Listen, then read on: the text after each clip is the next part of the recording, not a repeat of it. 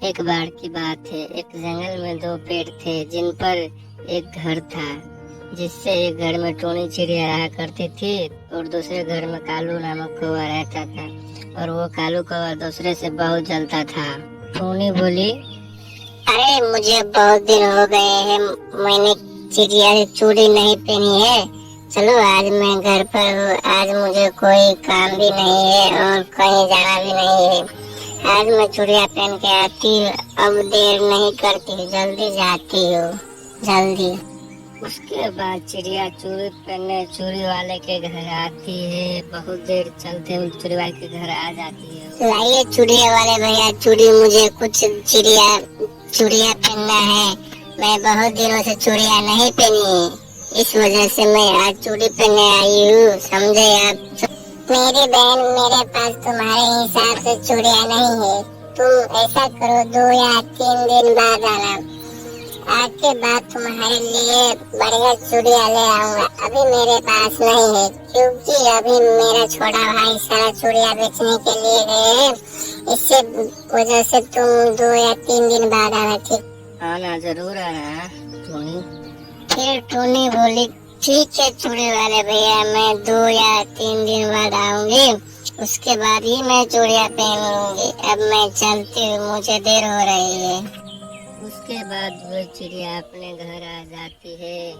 अरे मैं बहुत दिन से कहीं घूमने नहीं गई, कल कल कहीं घूमने चलती, वैसे मुझे घर में मन भी नहीं लगता है। अगले दिन टूनी चिड़िया घूमने के लिए जाती है, लेकिन रास्ते में उसके एक बैग दिखाई देती है और टूनी उस बैग के पास जाती है। अरे ये इतना सुंदर बैग यहाँ क्या कर रहा है और इस खेत में कौन गया है, मेरे तो कुछ समझ नहीं आ रहा है। ऐसा करती हूँ कि मैं इस बैग को अपने घर ले जाती हूँ, क्या पता किसका जरूरी सामान हो। उसके बाद चिड़िया अपने घर ले आती है और बैग को, लगता है इस बैग में कुछ जरूरी चीज है, मुझे उसको खोल के देखना चाहिए।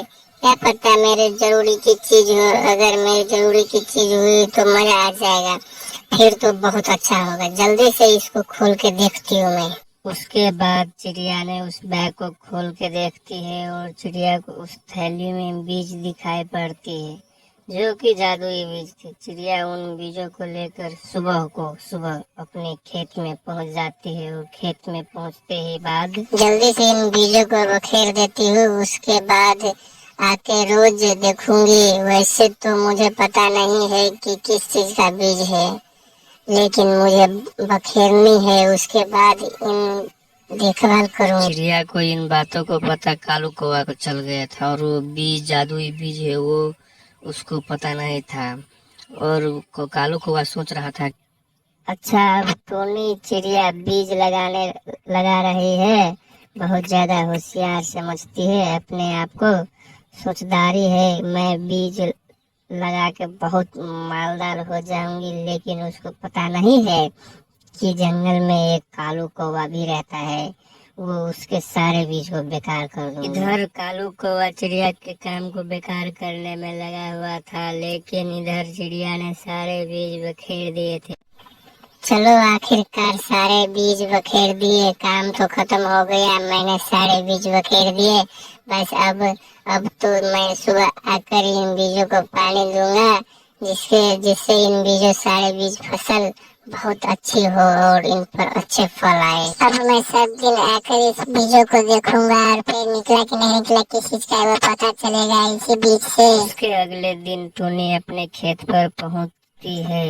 अरे ये क्या, ये पेड़ तो इतनी रात में ही इतने बड़े हो गए। मुझे तो लगता है कि ये जादुई बीज थे, लेकिन सिर्फ थे एक ही। पेड़ क्यों हुआ, वो मैंने तो बहुत सारे बीज दिए।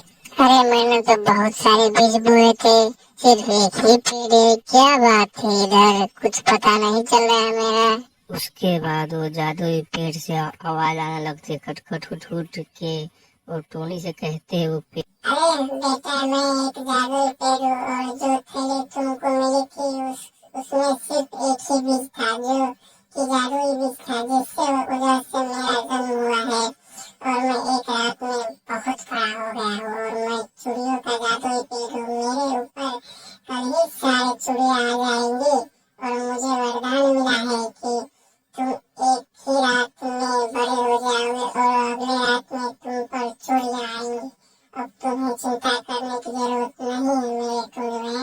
पेड़ की इतनी बात सुनकर टूनी चिड़िया वापस अपने घर आ जाती है। ये तो बहुत अच्छा हो गया कि मुझे एक जादुई पेड़ का बीज मिल गया, जिसकी वजह से जादुई चूड़िया हो गया। अब मैं बहुत ज्यादा अमीर हो जाऊंगी। अब मैं सारे चिड़िया बाजार में बेच करूंगी, जिससे मुझे अच्छा मुनाफा हो, और उस मुनाफे से मैं अपनी बड़ी दुकान खोलूंगी। उसमें मैं सभी पक्षियों को काम करने की मौका दूंगी, और कोई भी पक्षी बेरोजगार नहीं रहेगी। वो सभी पक्षियों के काम मिलेंगे, और मैं अपनी बड़ी दुकान खोलूंगी। इससे बहुत सारा पैसा मेरे पास आएंगे। चिड़िया के ये सारे बातें वो कालू कौवा सुन रही थी, और उसके बाद कालू कौवा अपने घर आ जाती है। अच्छा, तो अब टूनी चिड़िया चूड़िया बेचने के काम किया करेंगे। मैं ऐसा कभी नहीं होने दूंगा। मैं कल सुबह जाके ही उसका वो जादुई पेड़ काट दूंगा, जिससे वो ज्यादा होशियार बन रही है। उसके बाद ना रहेंगे बांसुरी। फिर चिड़िया बहुत सारे परेशान हो जाएंगे। अरे वाह, चिड़िया तो अब तो गई रे। अगले ही दिन कालू कौवा अपने एक कुल्हाड़ी लेकर टोनी के खेत पर पहुंच गई है, और उसके बाद कालू कौवा उस पेड़ के पास जाके काटने लगती है। कालू तो पेड़ को काट ही रही थी कि लेकिन उसके पीछे टोनी आ जाती है। अरे कालू, इस पेड़ को क्यों काट रहे हो? ये मेरा पेड़ है। टोनी की आवाज सुनकर काला कौवा अपनी कुल्हाड़ी को फेंक देता है और घबरा जाते हैं। अरे कहाँ से आ गया टोनी चिड़िया, इसको तो पता ही नहीं। अरे नहीं नहीं, मैं ये पेड़ काट नहीं रहा हूँ। देख रहा था कि ये पेड़ कितना मजबूत है। तुमको गलतफहमी है, मैं काट नहीं रहा था। फिर टोनी बोलती है, अरे तुम तो मेरे सामने ही झूठ बोल रहे हो और कह रहे हो मैं इस पेड़ को काट नहीं रहा था। इससे मुझे माफ कर दो टोनी बहन, मुझे ऐसा नहीं करना था। मैं तुम्हारी इस तरक्की से बहुत ज्यादा परेशान था, इसलिए तुम्हारे पेड़ काट रहा था, और मैं आगे से ऐसा नहीं करूंगी। कृपया करके मुझे माफ कर दो। मुझ पर बहुत बड़ी गलती हो गई टोनी बहन, माफ कर दो। ठीक है बहन। फिर टोनी बोली कालू कौवा से, जो काम तुमने किया वो काम बहुत ही गलती है। तुम मुझसे माफी मांगते हो, मैं तुमको माफ नहीं करूंगी, लेकिन मेरे पास एक उपाय है। तुम मेरे साथ इन सारे चूड़ियों को बेचने सकते हो। अगर तुमने मेरे मदद की, तुमको माफ कर दूंगी। अगर तुमने मंजूर है तो ठीक है। उसके बाद कालू कौवा टोनी के साथ बाजार जाकर उसके सारे चिड़िया बिकवाने लगती है, और टोनी को दुकान पर अच्छे ग्राहक आने लगते हैं। टोनी दुकान अच्छे चलने लगती है। दोस्तों, कैसा लगे यह वीडियो हमें कमेंट करके जरूर बताना, ठीक है।